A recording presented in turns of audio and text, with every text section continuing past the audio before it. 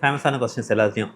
Suppose you are a fresher today and you are starting your journey. Okay, இப்போ இந்த experience உங்களுக்கு கிடச்சிருக்கு. அதாவது எப்படின்னா, you are just train travel பண்ணி இவ்வளோ எக்ஸ்போஷரோட நீங்கள் இப்போ ஃப்ரெஷராக ஸ்டார்ட்னா what things you would have done better? Sure. So நான் காலேஜ்லேருந்து வரும்போது பார்த்தீங்கன்னா ப்ரோக்ராமிங் தெரியும். ஆனால் நல்லா தெரியுமான்னா அதுவே நான் செல்ஃப் ரேட்டிங் வந்து எல்லாருமே கேட்பான் 1 to 5 ஒரு செல்ஃப் ரேட்டிங் கொடு அப்படின்ட்டு. இன்டர்வியூவில் ஸ்டாண்டர்ட் கொஷின் 24 வருஷம் ஆகிடும் அந்த கொஷின் மாறல. கொடுப்பேன், லைக் 3 கொடுப்பேன், 4 கொடுப்பேன். பட் வந்து உண்மையாகவே வந்து உள்ளே வந்து பார்த்தீங்கன்னா I was not confident, right?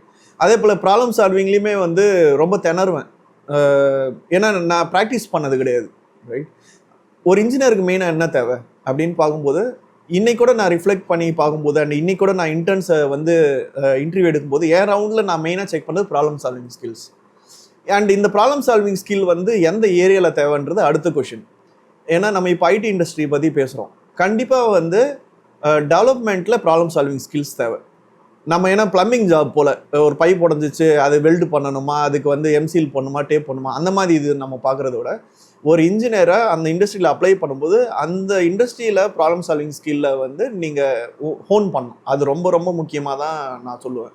So என்ன இப்போ நீங்கள் அந்த கொஷின் கேட்டீங்க. ஸோ நான் என்ன ப்ரிப்பேர் பண்ணேன் அப்படின்னு பார்த்தீங்கன்னா, ஸோ ஒரு டெவலப்மெண்ட் ரோலுக்கு நான் அப்ளை பண்ணுறேன்னு வச்சுப்போம், ரைட்? ஸோ எனக்கு பேசிக்காக ஏதாவது ஒரு லாங்குவேஜில் என்னால் வந்து நீங்கள் ஒரு ரெக்குயர்மெண்ட் சொல்கிறீங்கன்னா நான் வந்து ஈஸியாக கோடு எழுதுறக்கூடிய கான்வர்சேஷனாக இருக்கணும். நான் ரொம்ப திணறக்கூடாது. அந்த ஸ்கில் வந்து ரொம்ப தேவை ஃபஸ்ட்டு. ஸோ ஒரு ப்ரோக்ராமிங் லாங்குவேஜில் நல்ல தரவாக இருக்கணும். அது என்ன வேணாலும் இருக்கலாம். அது பைத்தானாக இருக்கலாம், சியாக இருக்கலாம், C++லாம் இருக்கலாம், ஜாவாவாக இருக்கலாம், என்ன ஈவன் கோலாங்கா கூட இருக்கலாம், ரைட்? என்ன லாங்குவேஜில் இருந்தாலும் ஒரு லாங்குவேஜ் கான்ஃபிடண்டாக இருக்கணுன்றது தான் என்னோட இது வியூ. ரெண்டாவது வந்து பார்த்தீங்கன்னா, சரி ஒரு லாங்குவேஜ் நல்லா தெரியுது, இப்போ ப்ராப்ளம் சால்விங் ஸ்கில்னு சொன்னேன். அப்படின்னா என்னென்னா நீங்கள் ஒரு ரிக்குவயர்மெண்ட் கொடுக்குறீங்கன்னா நான் அது கோடாக மாற்றணுன்னா ஃபஸ்ட்டு நான் வந்து அந்த கொடுத்த ரிக்குவயர்மெண்ட்டில் என்ன ப்ராப்ளம் இருக்குன்றது கிளியராக யோசிக்கக்கூடிய அந்த மைண்ட் செட்டு தேவை. நிறைய பேருக்கு அதுவே தெரியாது. நீங்கள் வந்து ஒரு ஸ்டூடெண்ட் டேட்டா பேஸில் போயிட்டு எனக்கு வந்து ஏன்ட்டு ஸ்டார்ட் ஆகிற ஸ்டூடெண்ட்டோட நேமை பிரிண்ட் பண்ணுங்கள் அப்படின்னு சொன்னால் நேராக போவான், டேட்டா பேஸை ஓப்பன் பண்ணுவான், அப்புறம் ஃபஸ்ட்டு ரோ எடுத்து பார்ப்பான், எடுத்து பார்த்துட்டு ஓகே அதோட ஃபஸ்ட் லெட்டரில் ஏ இருக்கான்னு பார்ப்பான், அதுலேயுமே இஃபெல்ஸ் எல்லாம் போட்டு எழுதுவான், ரைட்? இது வந்து ஆப்டிமைஸ்டாக ஒரு ப்ராப்ளமை சால்வ் பண்ணுறானா, இல்லை இப்படி தான் இந்த ப்ராப்ளமை சால்வ் பண்ணணுமா, இவர் கொடுத்துருக்க கொரியில் என்ன ப்ராப்ளம் அப்படின்ற அந்த பேட்டர்னை பார்க்க தெரியலன்னா நீங்கள் எழுதுகிற கோடு வந்து உங்கள் இன்டர்வியூருக்கு பிடிக்க போகிறதில்ல. ஸோ ஆப்வியஸ்லி நீங்கள் செலக்ட் ஆக மாட்டீங்க, ரைட்? ஸோ இந்த மாதிரி திங்ஸ் எல்லாம் இருக்குது. நான் இப்போ கொடுத்த எக்ஸாம்பிள் வந்து may not be a great example, but ஒரு கொஷினை கொடுக்கும்போது அதில் என்ன ப்ராப்ளம் இருக்குது அந்த ப்ராப்ளம் வந்து நீங்கள் சால்வ் பண்ணக்கூடிய அந்த மைண்ட் செட்டை டெவலப் பண்ணிக்கணும். அண்ட் இன்டர்வியூவில் இவ்வளோ ஸ்ட்ரெயிட் ஃபார்வர்டாக கொஷின்ஸ் ஆப்வியஸ்லி வராது, right? So problem solving skill, ஒரு லாங்குவேஜ் ஸ்கில் கண்டிப்பாக வந்து நீங்கள் இருக்கணும். அது இல்லாமல் நீங்கள் ஃப்ரெஷ்ஷாக போகும்போது நிறைய பேர் சொல்லுவாங்க கம்யூனிகேஷன் ஸ்கில்லையும் பாரு அப்படின்னு. கம்யூனிகேஷன் ஸ்கில் ஓரளவுக்கு தேவை தான்.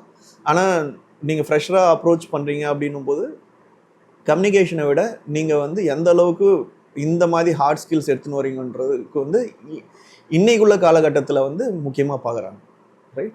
ஸோ கம்யூனிகேஷன் அந்தளவுக்கு இல்லைன்னா கூட they will give you a chance. But problem solving ஸ்கில்லும் ஒரு கோடிங், ஒரு லாங்குவேஜில் உங்களுக்கு கோடிங் பண்ண தெரிலனா என்ட்ரு ஆகிறது கஷ்டம். ஸோ இந்த ரெண்டுத்தையும் தான் நான் இன்டர்வியூ ஃப்ரெஷ்ஷாக அட்டன் பண்ணால் கூட நான் இதை தான் மெயினாக ஃபோக்கஸ் பண்ணுவேன். இது சொல்லிங்க கம்யூனிகேஷன் ஸ்கில், ஓகே. பட் என்ன கேட்டிங்கன்னா நானே பர்சனலாக எப்படின்னா ஒரு ஒரு ஒரு 2 பேரா படித்து அந்த ப்ராப்ளம் புரிகிறதுக்கே திணறுவேன். ஏன்னா நான் டிப்பிக்கலாக பார்த்தோன்னா யோசிக்கிறத தமிழில் யோசிப்பேன், அது படித்து அதை தமிழில் கன்வெர்ட் பண்ணி திரும்ப அதை இங்கிலீஷ் கன்வெர்ட் பண்ணுறதுலேயே குழம்பிடும். இந்த இங்கிலீஷை வந்து இங்கிலீஷோட பேசிக் ஸ்கில் எந்த அளவுக்கு தெரியணும் ஒரு ப்ரோக்ராமராக? ஃபஸ்ட்டு திங்கு வந்து இன்டர்வியூவர் உங்களை கேட்குற கேள்வி புரியுதா அப்படின்றது ரொம்ப இம்பார்ட்டண்ட். அதுவே உங்களுக்கு புரியலன்னா கண்டிப்பாக நீங்கள் கம்யூனிகேஷன் ஸ்கில்லை ஒர்க் பண்ணி ஆகணும். அண்ட் எப்படி லாங்குவேஜில் ஒர்க் பண்ணுறது அப்படின்றது வந்து அது ஒரு பெரிய டாபிக், ரைட்? ஆப்வியஸ்லி நீங்கள் அந்த லாங்குவேஜ் பேசி பார்க்கணும், பேசுகிறவங்கள வந்து நல்லா கூர்ந்து கவனிக்கணும். புரியலன்னா இன்றைக்கி தான் நம்மளுக்கு சாட் ஜிபிடி எல்லாமே இருக்குது, நீங்கள் அதுக்கிட்ட நீங்கள் கேட்டால் அது சொல்லணும் அவர் இந்த வார்த்தையை யூஸ் பண்ணி சொன்னார், அதோட மீனிங் என்ன, ரைட்? ஸோ இந்த மாதிரி திங்ஸ்லாம் வந்து நீங்கள் பண்ணணும். அதே போல் இங்கிலீஷ்ன்றது எந்த லாங்குவேஜ் லைக் வேறு லாங்குவேஜ்லேருந்து ரொம்ப டிஃப்ரெண்ட் ஒன்றும் கிடையாது. லைஃப் லாங் வந்து படிச்சுட்டு தான் இருக்கணும், ரைட்? 2 நாள் முன்னாடி கூட என் ஒய்ஃப் கிட்ட வந்து காக்னிசென்ட்டோட மீனிங்கை வந்து டிபேட் பண்ணிட்டு இருந்தோம். என் ஒய்ஃப் ஒன்று சொல்லிட்டு இருந்தேன், நான் ஒன்று சொல்லிட்டு இருந்தேன், ரைட்? அதுபோல் வந்து it doesn't matter you are a fresher or you are having some experience. இது வந்து என்றைக்குமே இருக்க தான் போகுது. ஆனால் ஒரு இன்டர்வியூவர் வந்து உங்ககிட்ட ஒரு டெக்னிக்கல் கொஸ்டின் கேட்குறாரு, அதுவே புரியலன்னும் போது அப்போ உங்கள் செல்ஃப் அஸ்மெண்ட் அதே போல் நீங்கள் ஹானஸ்ட்டாக இருக்கணும். ஏன் புரிகிற மாதிரி நடிக்கிறேன்னா இல்லை எனக்கு உண்மையாக புரிஞ்சிருக்கான்ட்டு. இந்த ரெண்டுத்துக்கு நடுவில் தான் உங்களோட அண்டர்ஸ்டாண்டிங் ஸ்பெக்ட்ரமே இருக்குது, ரைட்? ஸோ உங்கள் அண்டர்ஸ்டாண்டிங் எங்கே இருக்குன்னு பார்த்து நீங்கள் அதை பார்க்கணும்.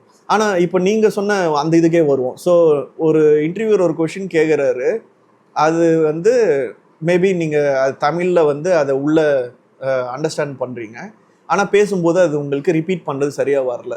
ஸோ அதுவும் வந்து இஸ் ஆல்மோஸ்ட் ஈக்குவலன் டு உங்களுக்கு இங்கிலீஷில் சுத்தமாக ஒன்றுமே இல்லை அப்படின்ட்டு. ஆனால் அதனால நீங்கள் பயப்பட தேவை.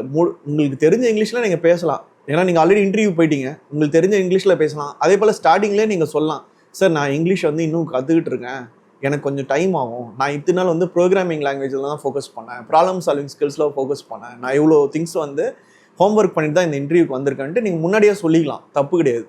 அண்ட் எனி ரீசனபிள் இன்டர்வியூவர் வந்து உங்களுக்கு வந்து ஒரு சின்ன எம்பத்தி கொடுப்பார் அந்த இடத்துல. ஏன்னா India is not English speaking country unless நீங்கள் டைரெக்டாகவே ஒரு இங்கிலீஷ் ஸ்பீக்கிங் கண்ட்ரியோட இன்டர்வியூ போகிறீங்கன்னா தவிர. ஸோ எல்லாருக்குமே அந்த இது வந்து இன்னைய நிலைமையில் அது பெரிய விஷயம் கிடையாது. ஆனால் கண்டிப்பாக என்ன எதிர்பார்ப்பாங்கன்னா, நீங்கள் ஒருவேளை இன்டர்வியூ அட்டன் பண்ணுறீங்க, ஜாப் இன்டர்வியூ கிளியர் பண்ணிட்டீங்க, அப்புறம் நீங்கள் ஜாயின் பண்ணுறீங்க அந்த கம்பெனி. லெட்ஸே ஜாயின் பண்ணதுக்கப்புறம் ஃபஸ்ட்டு 3 இயர்ஸில் நீங்கள் அந்த ஸ்கில்லை கண்டிப்பாக நீங்கள் வந்து ஒர்க் பண்ணியே ஆகணும். இல்லைன்னா என்ன ஆகும்னா உங்களுக்கு ப்ரமோஷனில் பிரச்சனை வரும், உங்களை யாருமே மதிக்க மாட்டாங்க, நீங்களே வந்து யோசிச்சுட்டே இருப்பீங்க, என்னடா யாருமே என்ன சேர்த்துக்க மாட்டேன்றாங்க, இது போல் திங்ஸ்லாம் வரும். ஏன்னா கம்யூனிகேஷன் வந்து ரொம்ப இம்பார்ட்டன்ட். அன்லெஸ் வந்து நீங்கள் தமிழ் ஆள், நீங்கள் தமிழ் பேசுகிற இங்கே சென்னையிலேயே சேர்ந்துட்டீங்க அப்படின்லாம் இருக்கும்போது வேறு விஷயம். இதுவே வேறு மாதிரி கூட யோசிச்சு பாருங்களேன். உங்களுக்கு அந்த இன்டர்வியூ கிளியர் பண்ணிடுறீங்க, உங்களுக்கு ஆஃபர் பண்ணுறாங்க, 1 இயரில் உங்களுக்கு ஆன்சைட் அனுப்புகிறாங்க. அங்கேயும் உங்களுக்கு இதே தானே நிலமை. நீங்கள் யூஎஸ் அனுப்பிச்சிடறாங்க, இல்லை யூரோப் அனுப்புகிறாங்கன்னா அங்கே இங்கிலீஷில் பேசுனா தானே உங்களால் வந்து மூவ் பண்ண முடியும். நம்ம இந்தியாவை மட்டுமே இதோ இல்லை. ஸோ அதனால் வந்து கண்டிப்பாக ஃபஸ்ட்டு 3 இயர்ஸில் நீங்கள் ஜாப் கிடச்சிச்சு, ப்ராப்ளம் சால்விங் ஸ்கில் நல்லா இருக்குது, கோடிங் ஸ்கில் நல்லா இருக்குது, ஜாப் கிடச்சிச்சுன்னா கண்டிப்பாக கம்யூனிகேஷன் ஸ்கில்லை ஒர்க் பண்ணி ஆகணும். அப்போ தான் உங்களுக்கு க்ரோத் இருக்கும், அடுத்து என்னன்ட்டு இருக்கும். ஏன்னா நீங்கள் 3 இயர்ஸ் கழிச்சு லெட்ஸே நீங்கள் ஜாயின் பண்ண கம்பெனிலாம் வேறு கம்பெனி அட்டன் பண்ணுறீங்கன்னு வச்சுக்கோங்க, வேறு கம்பெனி மாறணுன்ட்டு நீங்கள் இன்டர்வியூ அட்டன் பண்ணுறீங்க, அப்போ இது லெவல் ஆஃப் இங்கிலீஷ் வச்சிங்கன்னா அப்போ உங்களுக்கு அந்த இது கிடைக்காது. ஏன்னா உங்கள் கூட வந்து இன்டர்வியூ அட்டன் பண்ணுற மற்றவங்க வந்து பார்த்தீங்கன்னா அவ்வளோ நல்லா இங்கிலீஷ் பேசிகிட்டு இருப்பாங்க. அப்போ என்ன பார்ப்பாங்க, ஓ இவர் டாக்குமெண்டேஷன்லாம் அடிக்க மாட்டார் போல இருக்குது, இவருக்கு வந்து ஒரு ப்ராப்ளம் கொடுத்தா இவர் கூட டிபேட்டே பண்ண முடியாது போல இருக்குது. ஏன்னா பெஸ்ட்டு வேலை பார்க்கணுன்னு தான் பார்ப்பாங்க யாராக இருந்தாலும். அந்த டைமில் டிஸ்கஷன் வேணும், டிபேட் வேணும், அந்த இடத்துல இந்த ஸ்கில் வந்து ரொம்ப. ஸோ ஃபஸ்ட்டு இன்டர்னாக இருக்கும்போது ஒரு ஃப்ரெஷராக அட்டன் பண்ணும்போது இதுக்கு வந்து கொஞ்சம் உங்களுக்கு வந்து லீவே இருக்கும்னு தான் நான் சொல்லுவேன்.